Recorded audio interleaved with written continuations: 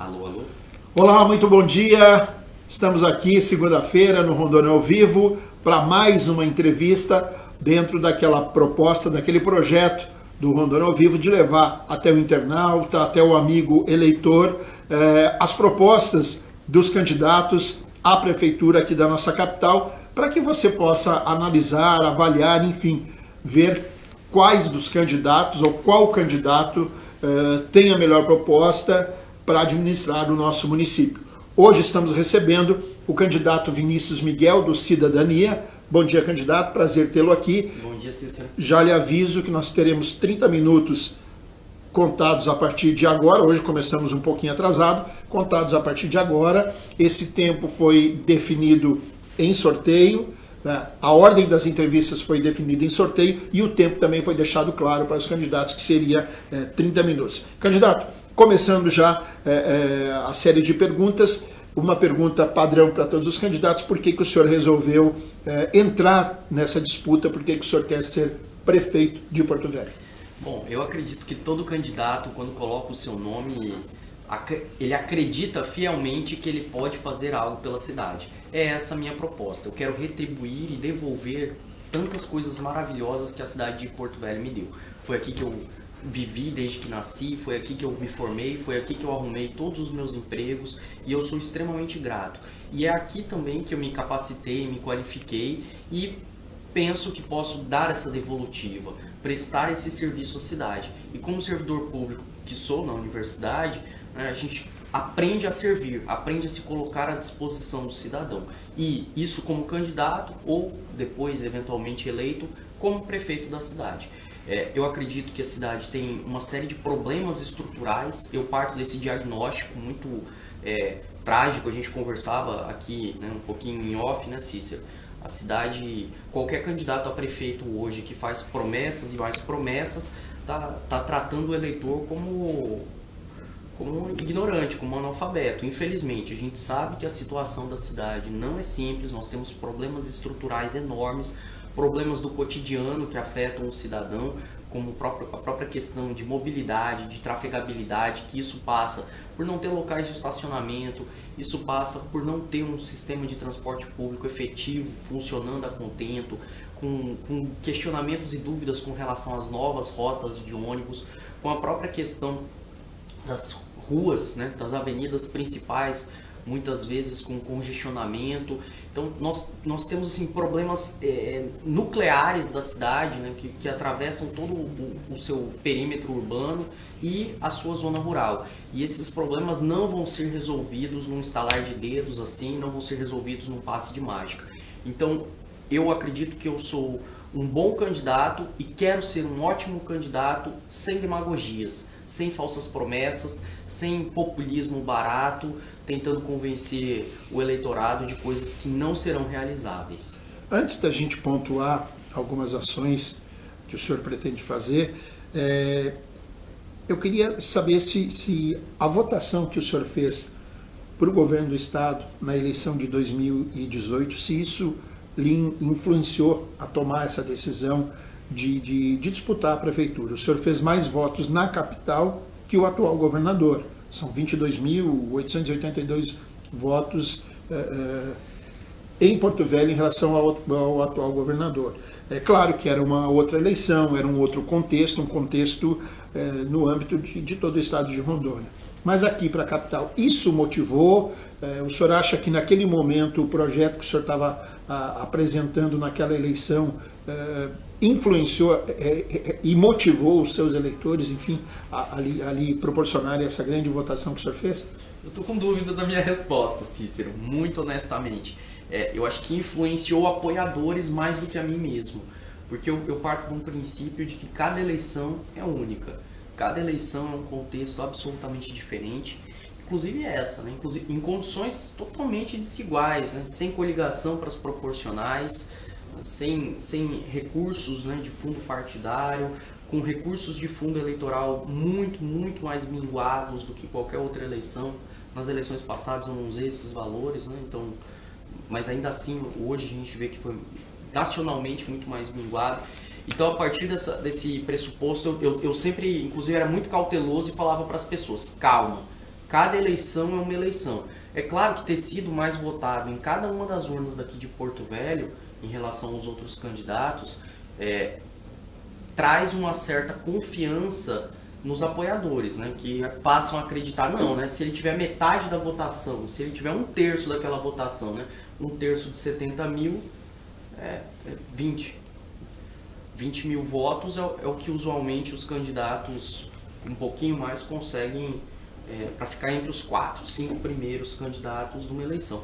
No entanto, além de tudo isso que nós falávamos, essa é uma eleição extremamente pulverizada, são 15 ou 16, eu não tenho certeza do número, 15 ou 16 candidatos. 15 candidatos. 15, o que é diferente, por exemplo, em 2018 eram 9 para o governo. Então, em 2016 para a prefeitura, salvo engano, também eram 8 ou 9. Então, nós praticamente dobramos o número de candidatos. Isso vai significar que se cada candidato tiver aí 20 mil votos, é voto pra caramba. Só para que o senhor se localize, então, para lhe ajudar em relação a isso, na eleição para prefeito em 2016, nós tivemos 148.673 votos em Porto Velho, eleitores que foram às urnas e votaram, 148.763. Pois e agora ainda tem outro problema, que é o risco da abstenção, né, Cícero? Eu tenho enfrentado muito isso, às vezes, em algumas conversas. Você está numa roda de 3 pessoas, pelo menos uma fala que não vai votar. E não é que ela não vai votar porque ela não acredita, porque ela está emburrada com a política, mas é porque ela fala, eu não vou votar, né? Um desapego, um desânimo, um desestímulo e talvez até alguma questão ainda do coronavírus, né? Que ainda é uma preocupação.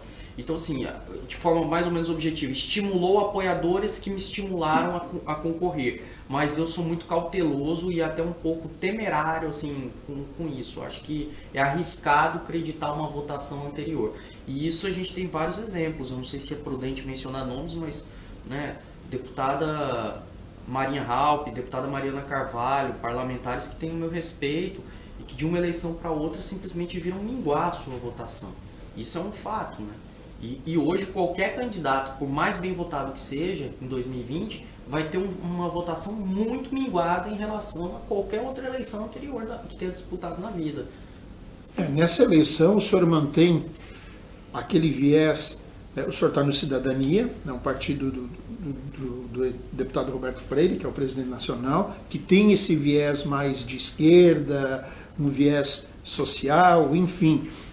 Mas era uma eleição diferente em 2018. Totalmente. Em 2018 você tinha a direita ou extrema direita, como queira definir, com o Jair Bolsonaro, e o lado esquerdo, o Partido dos Trabalhadores, essa linha Ciro Gomes, o Haddad, enfim. E agora é uma outra situação.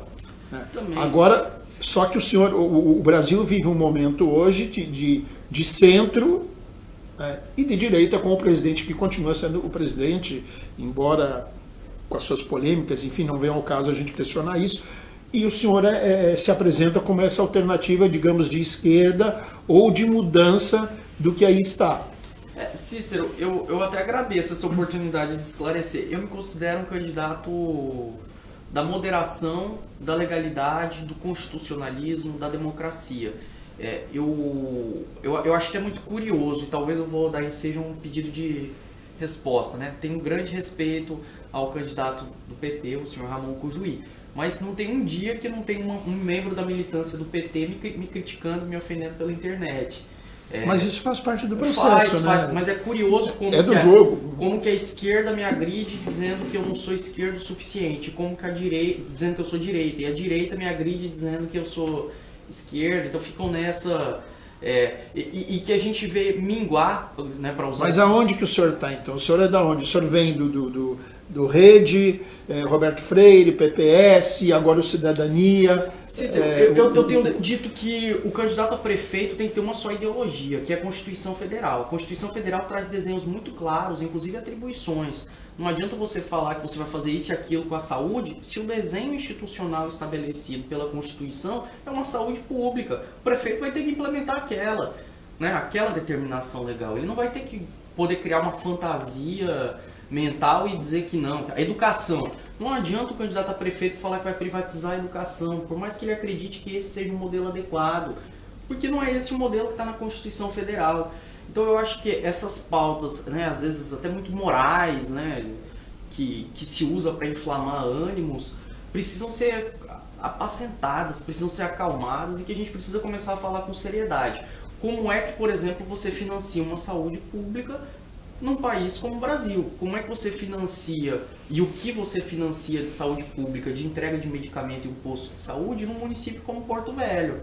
Como é que você faz chegar a saúde pública, que é um mandamento constitucional, em Calama, em Nazaré? Como é que o senhor pretende, já que o senhor entrou nessa questão, vamos lá, isso é importante, questão de saneamento básico e saúde pública. Como é que o que o senhor tem de conhecimento, o que o senhor já se inteirou sobre isso no município de Porto Velho e o que pode ser feito, o que o senhor entende que pode ser feito para resolver?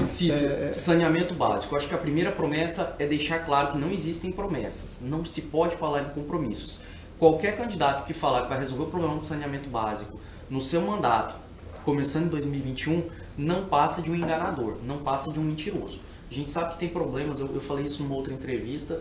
Se você pegar o Alto Madeira de 80 anos atrás, de 70 anos atrás, de 60 anos atrás, você já vai ver os relatos de queixumes por conta do saneamento básico. Alagamento, inundação, aqui em Porto Velho, né? Mosquitos, né? Por conta, né, de pouco cuidado com o lixo. Então, ter essa clareza. É um problema centenário que acompanha nós, munícipes de Porto Velho, que não vai ser resolvido nos próximos 4 anos. A minha proposta para isso é fazer um enfrentamento claro, criando uma agência reguladora municipal para o saneamento básico, fazendo uma parceria público-privada de acordo, e aí, né, falando com o marco legal, né, um novo marco legal do saneamento básico, que autoriza isso. A agência reguladora vai servir para estabelecer diretrizes, metas, exigir o fiel cumprimento disso, coisa que, por exemplo, hoje, né, é sabido que a CAERD há anos não consegue entregar o que promete, inclusive contratualmente, para nós, cidadãos de Porto Velho. Então a agência reguladora vai fiscalizar e, por meio dessa parceria público-privada, você vai fazer uma concessão, uma outorga do serviço, e uma das empresas que fazem isso vai ter que fazem isso pelo Brasil. Hoje nós temos pelo menos 3 grandes companhias, grandes empresas que fazem esse tipo de serviço. Isso significa que o senhor também tem no seu governo, caso o senhor venha ganhar a eleição, existe essa possibilidade de romper com a CAERD, pelo fato de não cumprimento, enfim, de contrato ou de melhorias com o município.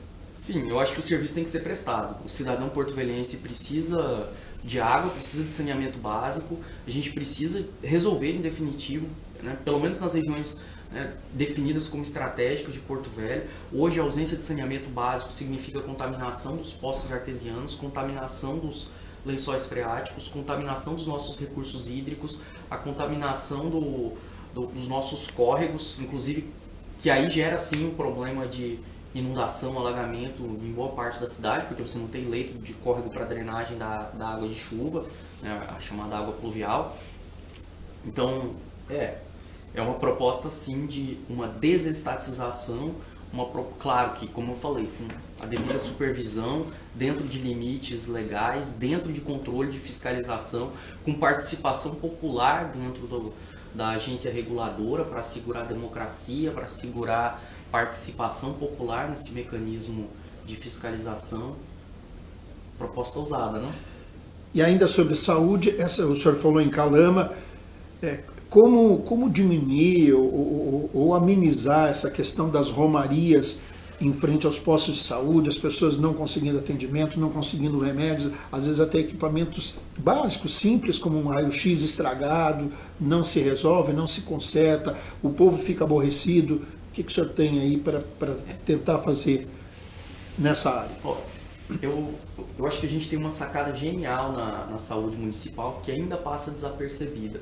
Nós temos no site da Semusa a disponibilização exata de quantos medicamentos tem em cada posto, em cada equipamento básico de saúde. Você entra no site, em tempo real você consegue ver aonde é que tem dipirona, onde é que tem ivermectina, onde é que tem cloroquina. Eu acho que se a gente aprofunda esses sistemas de informação, e hoje praticamente todo cidadão tem acesso à internet, seja por meio de um celular, de um notebook, de um tablet, ou até dos aparelhos públicos como bibliotecas, nós temos como diminuir essa fila, assegurando, por exemplo, o agendamento de consultas. Uma outra proposta é a gente ampliar os chamados corujões. Claro que com reconhecimento e valorização do servidor público, com pagamento de adicional noturno, em sendo o caso, mas você aumenta o tempo de funcionamento. O posto de saúde já existe, você já tem um profissional. Alarga, né? Aumentar o funcionamento dele, do atendimento, inclusive, por exemplo, de vacinas. Hoje nós temos vacinas para crianças, né? O calendário básico de vacinação, que a mãe vai lá na segunda-feira para vacinar e fala, não, é só na quarta-feira de manhã. Olha, primeiro que essa informação tem que estar disponível na internet de forma clara, feita uma campanha. Por que não usar essas tecnologias? Mandar um SMS para cada pai, para cada mãe, falando, olha, está aberto o calendário de vacinação. Né? Por que não usar novas estratégias de comunicação em saúde para isso? E falar, o teu horário de vacinação é tal dia, tal horário. Se você quiser mudar, você também pode. E você aumenta, ao invés de só poder vacinar de manhã, e o pai e a mãe trabalham de manhã, por que não poder vacinar às 19 horas? Por que não vacinar às 20 horas? Ninguém está falando de levar, por exemplo, a criança meia-noite para o posto de saúde, se for uma situação dessa, né? Não for uma situação de emergência, de urgência. No entanto, é possível, com tecnologia, com racionalidade e com diálogo com a população, oferecer um serviço melhor. O senhor acha que falta otimização disso, demais, do serviço? Demais, Cícero, eu acho. E vejo assim, como pequenas soluções seriam super simples.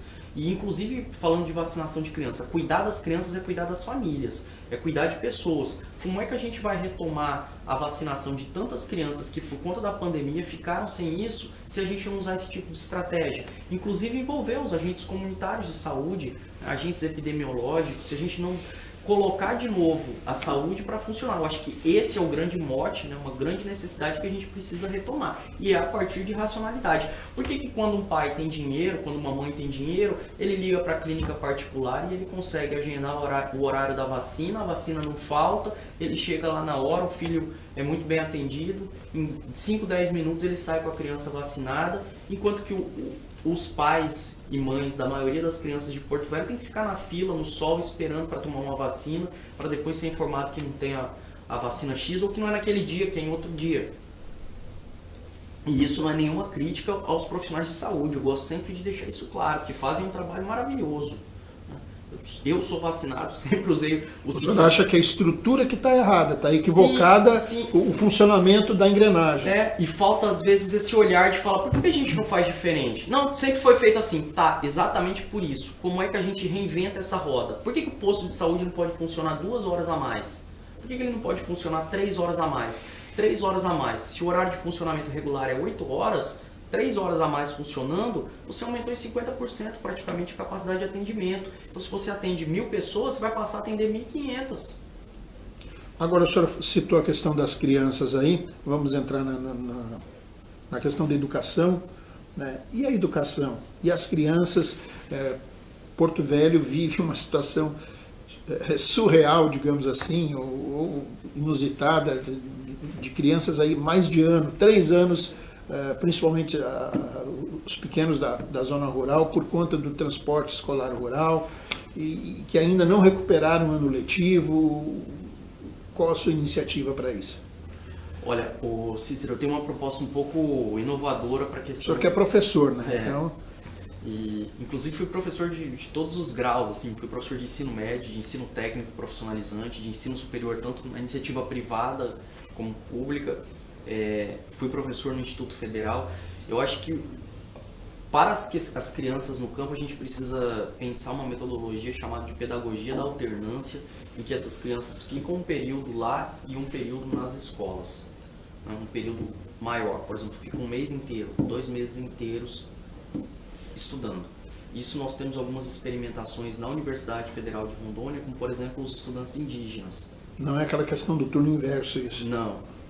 Ele fica um período integral, então 1 mês tendo aula de manhã e de tarde equivaleria a 2 meses, 3 meses de aula regular. E com isso a gente tira o problema do estudante ter que ficar indo e vindo, muitas vezes indo e vindo e submetido a uma carga extenuante de trabalho. Nós temos estudantes que, quando ainda estava funcionando o sistema de transportes, ficavam 1 hora no barco para ir, 1 hora para voltar. Mas isso demandaria, candidato, um investimento grande na A gente educação. precisa- O senhor manter uma criança numa escola o dia inteiro, Sim. o senhor tem que dar o almoço, o senhor tem que dar um lanche, o senhor tem que oferecer condições para que ela fique no local. Sim, e precisa pensar nesse modelo progressivo de uma escola integral, de uma educação holística, né? Que esse indivíduo seja visto como um todo, né?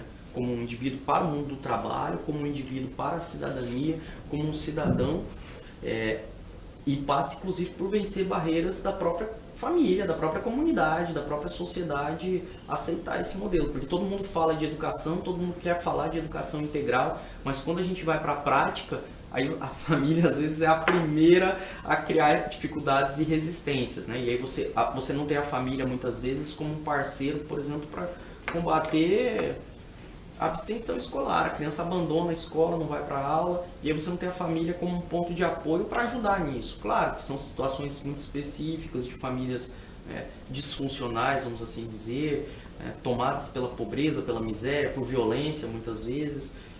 Mas eu gostaria que na minha gestão a educação fosse tida como uma alta prioridade, porque olhar para as crianças é olhar para o agora, é olhar para o futuro, é olhar para o combate à violência, é olhar para o combate às drogas, é olhar para os cidadãos que irão administrar Porto Velho em breve.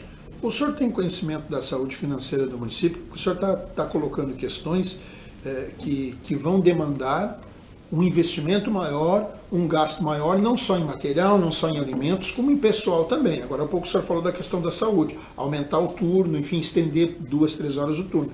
Isso significa que o servidor que vai ficar lá, ele tem que ter a sua compensação, porque ele está passando do horário, e a mesma coisa com professores. O senhor manter as crianças lá, o senhor tem que oferecer uma estrutura para as crianças, ao mesmo tempo que o senhor também tem que compensar o professor por essa extensão de horário, enfim, ter um horário direto, um horário do dia todo, digamos assim. Cícero, eu me assusto com isso, com a temática de saúde financeira, de orçamento público, e me assusto porque a gente não sabe como vai estar, e ninguém sabe, ninguém tem bola de cristal para saber como vai estar, por exemplo, a arrecadação do município em 2021. Bom, então essas duas propostas que o senhor colocou, depende do senhor saber o que vai ter de dinheiro. Depende de equilíbrio fiscal, depende de uma racionalidade administrativa. Eu tomei conhecimento de muitos dados, eu peguei, por exemplo, todas as prestações de contas da atual gestão no Tribunal de Contas do Estado. Então, a partir daqueles dados, mas a gente tem nós tínhamos uma situação. Agora, em 2020, a gente tem uma ruptura. Embora, inclusive, o Tribunal de Contas tenha expedido uma série de prescrições e recomendações, não só para Porto Velho, para todos os municípios, para o governo do estado, de suspensão do pagamento de várias verbas, de vários valores. A gente não sabe como isso vai estar. E a gente sabe que está tendo, estima-se uma queda dessa receita, inclusive uma queda da receita dos repasses obrigatórios da União, como fundo de participação dos municípios. Então, assim, é acreditar que a gente tem que criar, inclusive para isso, um ambiente favorável ao mundo dos negócios, ao mundo empresarial, para que aumente geração de empregos, aumente renda, aumente também, inclusive, a arrecadação do município. E para isso, criar um plano estratégico, claro que isso é discutindo com os servidores, sobretudo da Secretaria de Fazenda, de fiscalização. É um tema intragável, ninguém quer falar disso, mas a gente precisa fiscalizar os grandes empresários, a gente precisa fiscalizar os grandes negócios, a gente precisa fiscalizar aqueles grandes contribuintes que eventualmente não estejam cumprindo com as suas obrigações legais. E fazer um plano de chamada, de que os contribuintes paguem. Isso ainda é feito de uma forma um pouco precária, como eu falava do SMS. Por que não, ao invés de receber uma campanha na televisão para pagar o IPTU, o cidadão recebeu o boleto pelo SMS, pelo WhatsApp? E acreditar que o cidadão que quer uma cidade melhor também tem que contribuir para uma cidade melhor. Recebe um novo aviso, olha, falta 5 dias para pagar, o senhor pode pagar com desconto até essa data. E aí fazer, por meio de fiscalização e de campanhas educativas, um amplo programa de ampliação da arrecadação. O senhor está deixando claro isso para a sociedade de um modo geral, agora que já começou a campanha, que o senhor tem algumas ideias que até podem ser interessantes para tentar implantar, mas vai depender de consultar o que está ali no caixa, o que vai, caso o senhor venha a ser eleito, o que tem no caixa para ajustar, para fazer. Sim. E Cícero, como eu falava, talvez eu seja quase que um anticandidato, porque falar de sistemas como a gente está colocando são meio que intragáveis. Falar, você vai fazer uma parceria público-privada para o saneamento básico, vai ter uma grita geral. Né? Você falar, alguém vai falar, não, mas vai aumentar a arrecadação. Da mesma forma que a gente tem a taxa de iluminação pública, da mesma forma que a gente tem a taxa de lixo. E o serviço, às vezes, deixa muito a desejar. A gente paga todo ano. A prestadora de serviço, que eu quase falei o nome, né, ela recebe da gente, não é da prefeitura. A gente que todo ano, quando paga o IPTU, tem lá uma taxa elevadíssima, inclusive. Então, falar desses assuntos é falar de verdades inconvenientes. É falar de verdades talvez dolorosas e que não são populares. Mas a gente precisa sair de uma gestão pública mentirosa, demagógica, populista e partir para uma gestão pública, como eu falava, dentro de uma legalidade democrática, dentro de preceitos constitucionais, dentro de ética, dentro de honestidade, mas também com eficiência, com eficácia, com efetividade. Quanto tempo o senhor acha que uma transição como essa demora? Uma transição dessa Exatamente. tem que ser uma transição de sociedade, né? Uma transição de cultura. Eu diria que esse passo precisa... O senhor está dizendo que tem que sair da demagogia, ok. Ao mesmo tempo que para poder implantar boas iniciativas. E isso vai levar... 20 anos. 20 anos. O senhor não conseguiria fazer isso? Não, mas é o que eu tenho dito, nenhum candidato vai conseguir. A diferença talvez é que eu esteja falando isso de forma honesta, de forma sincera. E os outros preferem promessas aí absurdas. Então eu vou mudar a pergunta, candidato. O que o senhor pode conseguir fazer caso venha a ser eleito? O que na prática, o senhor pode dizer, olha, cidadão, eu vou conseguir fazer isso. Ou o senhor não sabe também, isso independe, não tem como não, eu acho o senhor supor uma administração sem conhecer a realidade que vai ser encontrada, é isso? Cícero, eu acho que algumas coisas, vários desses pontos que eu coloquei podem ser feitos. Por exemplo, inovação a partir de tecnologia e mudança de uma racionalidade na política. Isso não é tão difícil de ser feito. Aí entra a questão da otimização. Tem coisas internas, com ajuste interno, que é muito fácil. A questão do WhatsApp que o senhor colocou, de mandar mensagem, já está ali, já existe, sim, pode ser feito. A digitalização dos processos administrativos, que hoje é tudo em papel na prefeitura. Né? Hoje nós temos sistemas processuais gratuitos, elaborados pela Justiça Federal, melhorados pelo governo federal nos últimos anos, o chamado SEI, o Sistema Eletrônico de Informações. Isso é um ganho em transparência e eficiência enorme. E você para de gastar até com impressão, você para de gastar com toner, você para de gastar... Então, assim, são medidas que você pode ter um olhar e falar, por que isso não pode ser feito de forma diferente? Então, esse tipo de produto, de resultado, a gente pode entregar para o cidadão de forma imediata. O senhor está falando de uma forma que, assim, a gente dá a entender que existem muitos entraves desnecessários. Sim, sem dúvida. Sem dúvida nenhuma, Cícero. Existem entraves, às vezes, até, por exemplo, da ordem do pequeno empresário de montar uma empresa, de ter que peregrinar em vários órgãos, né, para conseguir uma licença ambiental, para conseguir um alvará de funcionamento, e que isso tudo poderia ser simplificado com um único sistema online que o cidadão juntasse os documentos, como que quase quem cria uma conta de Facebook. Né? Quando você cria uma conta de Facebook, depois você tem que colocar eventualmente seus documentos lá, indicar o endereço. Por que não simplificar a vida do cidadão? Por que a vida do cidadão não pode ser mais fácil? Hoje a prefeitura rouba aquilo que uma pessoa tem de mais precioso, que é o tempo. O tempo que você fica numa fila. Quanto tempo você fica numa fila para pagar um IPTU, para renegociar uma dívida? Quanto tempo você fica numa fila para ter acesso a uma consulta, para ter um acesso a um atendimento? Então, esse tipo de coisa a gente precisa modificar e não tem um alto custo. Então, isso você não precisa de um grande milagre orçamentário, você não vai alterar um equilíbrio financeiro do município a partir dessas medidas. Então, algumas coisas muito concretas, objetivas, que mudam e melhoram a vida do cidadão, podem ser feitas e precisam ser feitas. A minha dúvida é por que não se fez até agora. Transporte público, candidato. O cenário atual, como é que o senhor analisa, né, pelo que o senhor vem acompanhando, eu imagino que para o senhor ter decidido ser candidato, o senhor acompanhou muito bem isso, analisou e queria saber a sua ideia, a sua proposta para resolver essa situação e tentar conciliar, ou dar um atendimento adequado para a população Já temos aí uma empresa nova que começou a operar, mas por outro lado a gente tem muitos motoristas de aplicativo que estão trabalhando, enfim, ganhando o seu dinheiro. Como é que pode ser conciliado isso? Cícero, é uma tensão permanente, né? Não é possível rescindir hoje os contratos já existentes, isso a gente tem que pautar por uma segurança também jurídica. Não basta entrar e dar uma canetada. Exatamente. Ninguém aqui é o Maduro que vai fazer qualquer coisa, embora tenham candidatos aí prometendo resolver assim. Eu acho que a prefeitura tem que entrar melhorando a trafegabilidade do município, revendo a rota das nossas principais avenidas. A gente precisa olhar a rota dessas empresas. Ontem mesmo eu acompanhava uma série de discussões de que as rotas são insuficientes, de que as rotas hoje colocadas, alguém da Zona Leste pode chegar a levar 2 horas para atingir o centro da cidade.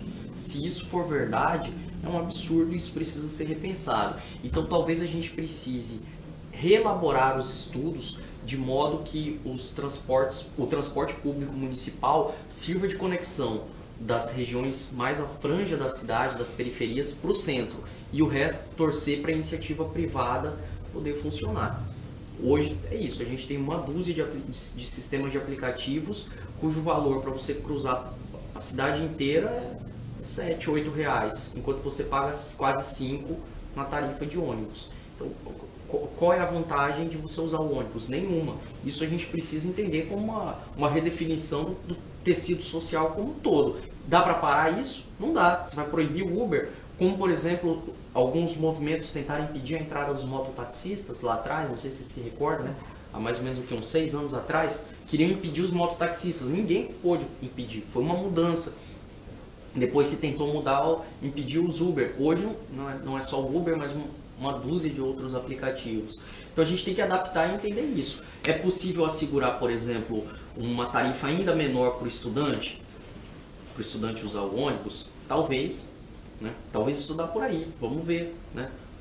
Aquele sistema de vans municipais para os estudantes, talvez, ou uma espécie de auxílio dentro dos estudantes das creches para que os seus pais possam levar os seus filhos, talvez. Isso a gente precisa de estudo de viabilidade, inclusive econômico, financeiro, mas que o sistema de transporte municipal precisa de tempo para se acomodar. De fato, para os empresários que gerenciam essas empresas, existem alegações de toda a ordem da inviabilidade de manter o negócio, com as ruas em péssimo estado de conservação do município de Porto Velho, que agora no último ano andaram sendo submetidas a uma mágica, né, de recapeamento de repente, né, por coincidência ano eleitoral, por coincidência da eleição, por coincidência o prefeito é candidato à reeleição e vai. Agora, quando o senhor fala na questão das tarifas, o senhor não entende também que quando o empresário chega ou se candidata a essa concessão, a pegar esse serviço, ele já está sabendo, ele tem conhecimento da realidade da cidade. Tá, exatamente. E por isso que eu falei de ou dar um vale, né, um acréscimo para os estudantes, ou subsidiar isso de forma indireta para a empresa, mas não dá para falar em aumento de tarifa, né? Agora, é uma conta que é muito difícil de fechar, Cícero. Eu preciso falar isso assim com uma dor, uma constatação fática, né? O senhor acha que o mercado atual de Porto Velho comporta isso de forma amigável ou racional? Não comporta, tanto é que a gente tem aí várias empresas, né, que vêm, vão, nenhuma consegue ficar. Inclusive não só no transporte municipal, mas no transporte, por exemplo, com os barcos, as lanchas para trazer os alunos para a escola. É outro problema. As empresas vêm, olham a situação e falam, aqui não. Né? Com esse grau de exigência, com esse grau de risco, inclusive de risco para o empreendimento, quero não. Então, o senhor não descarta, o senhor vislumbra essa possibilidade de um problema futuro com o transporte público, mais uma vez, em Porto Velho? Eu diria que numa matriz de risco é um dos grandes problemas para Porto Velho e com grande possibilidade de dar errado, porque amanhã a empresa entra com uma ação judicial, ou alegando falência, ou alegando que existe um desequilíbrio orçamentário na licitação, pede uma modificação de alguma cláusula contratual, o problema é judicializado, escapa da alçada da prefeitura resolver de uma forma amigável, negociável. Sim, a gente precisa falar com ele. É um risco enorme. Hoje eu diria que é um dos 3, 4 maiores riscos da cidade. Assim como o outro maior risco é a questão do saneamento básico, você abrir o chamamento e não aparecer uma empresa que queira se habilitar, a empresa olha, vem aqui e fala, rapaz, vou ter que quebrar um monte de asfalto para começar a fazer saneamento aqui. Não, vou ter que fazer um investimento enorme para uma estação de tratamento. Existe o risco do cidadão não pagar as tarifas, existe o risco da prefeitura querer intervir em alguma situação aqui. E Porto Velho já tem um problema crônico em relação a isso, né? Se quebra o asfalto e depois não se faz do jeito que estava, né? Sim, e fica aquela porcaria, né? Não é palavrão falar porcaria, né? Agora, candidato, a informalidade.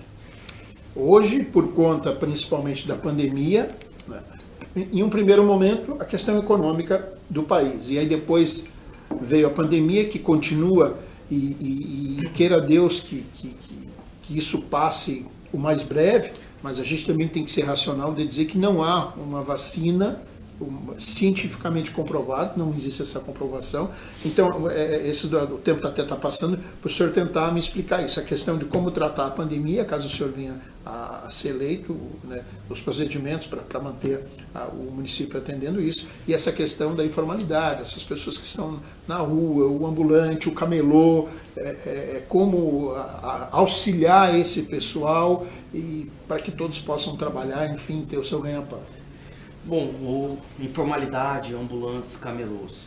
Eu tenho inclusive uma reunião essa semana com alguns representantes dessas categorias e não ignoro o problema. Eu acho que a primeira coisa é a gente retirá-los da informalidade. Como? Primeiro, com formação.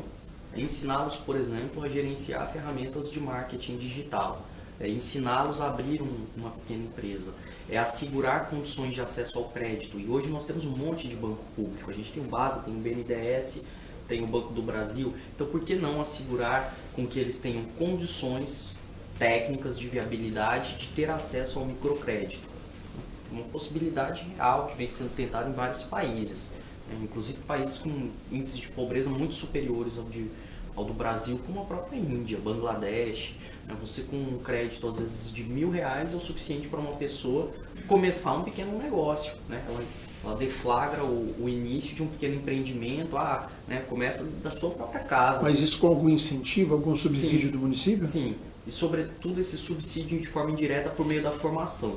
Você formar, capacitar de forma massiva essas pessoas com noções como... Ou seja, condicionar a liberação do recurso desde que o profissional se capacite. Sim, a entender técnicas de marketing, técnicas de negociação, de uma análise de risco, como é que você monta um plano de negócios, o que é que você precisa para fazer um contrato. Então, coisas muito essenciais que hoje, por exemplo, o Sistema S faz, e isso não chega ao grande público, não é massificado. Inclusive usar isso como um ponto de partida dentro das escolas. Por que não, a partir de algum momento, você trazer a família para dentro da escola e falar, vai ter esse curso de capacitação aqui. Isso que o senhor está falando já significa um aceno para o Sistema S, um eventual governo seu? Com certeza. Eu acho que a gente tem que viabilizar parcerias, né, apoios com toda a estrutura existente, inclusive desses organismos sui generis, né, do Sistema S, a Fiero, a FEComércio. Quando a economia vai mal, a sociedade inteira vai mal. E o inverso também é verdadeiro.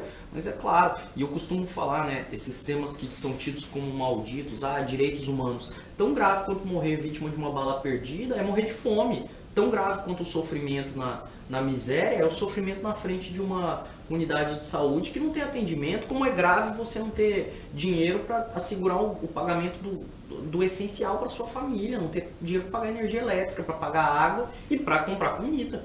A gente precisa começar a olhar essas coisas como interligadas. Se a gente resolve um problema de renda, de desemprego, a gente está atacando problemas de pobreza, a gente está atacando problemas de fome, a gente está atacando problemas de saúde. Porque se o cidadão tem dinheiro, ele não precisa gastar tudo, mas ele pode gastar com acesso melhor à saúde. Então, a gente precisa parar um pouco às vezes, algumas hipocrisias de achar que o poder público tem que fazer tudo pelo cidadão. Tem que fazer muito, como a gente dizia no marco constitucional. Mas o poder público também tem um papel de induzir e de promover algumas condições, capacidades e potencialidades para que o indivíduo se desenvolva plenamente. Então, o poder público pode dar emprego para todo mundo? Não, não pode. Tem uma capacidade limitadíssima, muito reduzida de emprego. E esse emprego é custeado com o salário dos outros trabalhadores que pagam impostos. Então, o que a gente pode fazer é gerar condições para que essas pessoas tenham seu próprio emprego. Candidato, temos ainda 1 minuto. Eita. E a conversa vai ainda, o tempo acaba passando.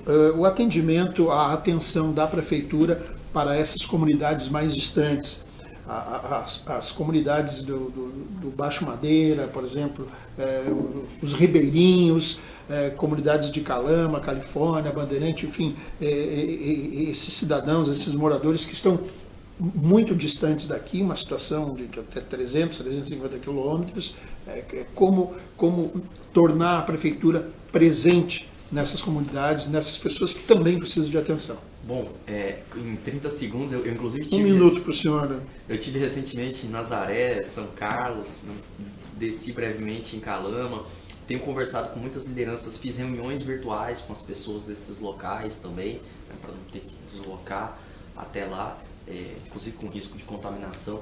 Eu acho que o primeiro ponto são os administradores locais, é ter eles como um parceiro viável, e um parceiro viável eleito, escolhido pela população local, fora do simples apadrinhamento, escolha e nomeação pelo prefeito a partir de indicação de vereadores. E com isso a prefeitura vai estar presente com uma pessoa escolhida pela comunidade. Uma subprefeitura, de algum assim, modo, com condições operacionais de fazer o que aquela comunidade precisa. Hoje o calçamento que tem lá, por exemplo, em Calama, foi construído pelo Chiquilito. Imagina, desde então você não teve praticamente nada de poder público municipal. E aí você pode trabalhar com experimentações de campanhas, né? Campanha de saúde, as ambulâncias, né? Ir até a localidade, prestar todo o serviço de atendimento, tentar viabilizar, por exemplo, em Nazaré tem um médico cubano do programa Mais Médicos. Então, tentar viabilizar articulações com o governo federal e o governo estadual para também prestar serviços essenciais nessas localidades. A prefeitura sozinha não vai ter perna para tudo. Nunca teve, não vai ser agora que a gente vai mudar de repente essa situação de restrição, inclusive humana, orçamentária, política. Eu acho que... 15 segundos para o senhor me falar a questão da pandemia, que eu lhe perguntei como tratar a pandemia, porque a pandemia, tudo indica que ela não vai embora até meados do ano que vem, a gente torce para essa vacina até o mês de julho, que se fosse o caso até a metade do ano, e aí?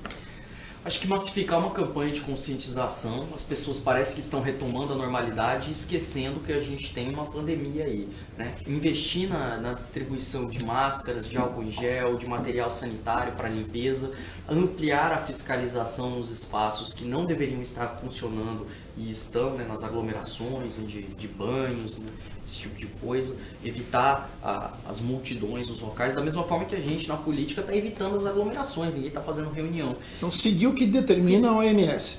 O que determina é o Ministério da Saúde, o OMS, o governo estadual, em diálogo, não é um só órgão, uma só entidade. Tá certo. Candidato, agradeço a sua participação, né, desejo aí, o Rondônia ao Vivo lhe deseja uma boa jornada, uma boa caminhada e estamos sempre à disposição por aqui.